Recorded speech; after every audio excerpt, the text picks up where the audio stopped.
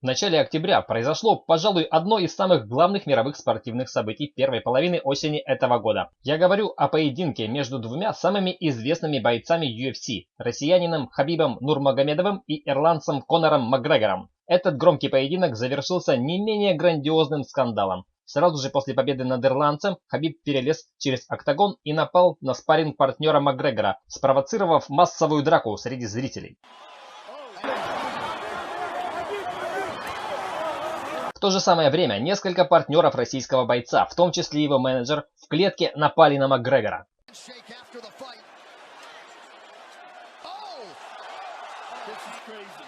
С одной стороны, ирландец и члены его команды ответили за нанесенные накануне боя словесные обиды. С другой стороны, предшествующее бою поведение Макгрегора ассоциируется у меня с давлением на оппонента, используемым легендарным боксером Мухаммедом Али. Последний еще до выхода на ринг наносил огромный психологический урон своему будущему противнику разнообразными оскорбительными высказываниями в его адрес, в связи с чем его поведение расценивалось современниками как чересчур самоуверенное и высокомерное. Я думаю, что мое душевное превосходство и моя логика, что так мудра, упираются в ментальность, которая где-то там, внизу, а я вон там, наверху.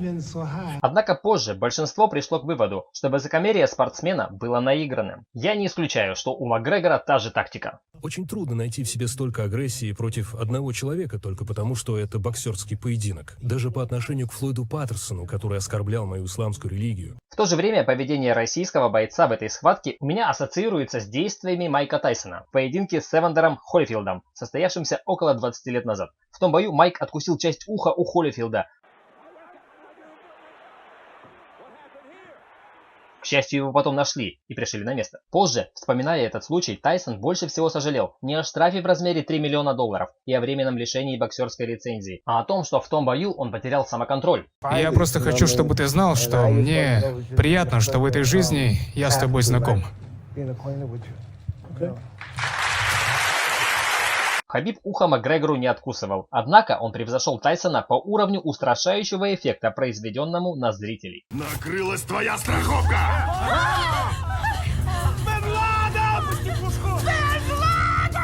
Впервые за всю историю UFC во время проведения мероприятия реальный страх за свою жизнь могли испытать не только бойцы, но и все присутствующие на шоу люди, в том числе президент UFC, отказавшийся по этой причине вручать чемпионский пояс победителю. Собственно поэтому, как бы мне как патриоту не хотелось обратного, ирландец может зачесть в свою пользу очки за нанесенное репутационное поражение российскому спортсмену. В то же время к бойцовским качествам Хабиба вопросов нет. Мастерская победа. Каждый имеет право на защиту своего честного имени. Однако можно ли добиться этой цели, устроив мордобой на глазах у всего мира на одном из важнейших для тебя состязаний, и не беря в расчет то, что твое поведение зритель может ассоциировать с целой страной? Скорее, это может привести к завершению твоей спортивной карьеры.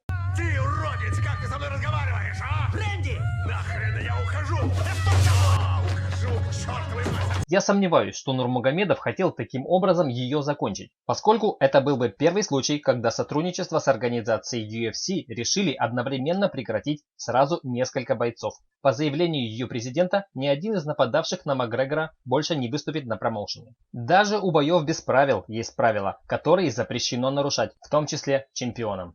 Как бы далее ни развивались события, можно сказать, что Хабибу и его команде уже повезло. За совершенные на днях хулиганские нападения на людей спортсменам Кокорину и Мамаеву в России грозит реальная уголовная ответственность. На удачу последних в UFC как раз открылась пара бойцовских вакансий. Может быть, в смешанных единоборствах у ребят получится больше, чем в футболе. Смешанное единоборство? Ты хоть что-то в этом понимаешь? Нет. Вчера была трансляция, и человек заработал 10 штук за бой, причем проигравший. Шокирующий финал поединка между Конором и Хабибом привлек к себе куда большее внимание, чем сам бой. Следующее состязание с участием россиянина обещает принести организаторам и бойцу еще большие деньги. О насколько непристойной сумме идет речь?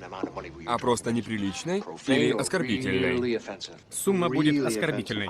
Как он мне нравится. При том, что гонорары спортсменов за участие в этой схватке и так были очень солидными. Гонорар Макгрегора составил $3 миллиона, а гарантированный, но замороженный из-за драки гонорар Нурмагомедова $2 миллиона США. В связи с этим я думаю, что Хабиб в скором будущем вновь сможет защитить свой титул в UFC или воспользоваться предложением 50 Цента и начать выступать на другом промоушене. К слову сказать, Макгрегор уже заявил о желании реванша с Нурмагомедовым. Для повышения кассовости сборов, думаю, организаторам необходимо большую часть рекламной кампании будущего поединка посвятить обзору о дополнительно принятых мерах безопасности для зрителей и безопасности бойцов от зрителей тоже. Установка крыши над октагоном не помешает точно. Ладно, не бойся, тут все безопасно.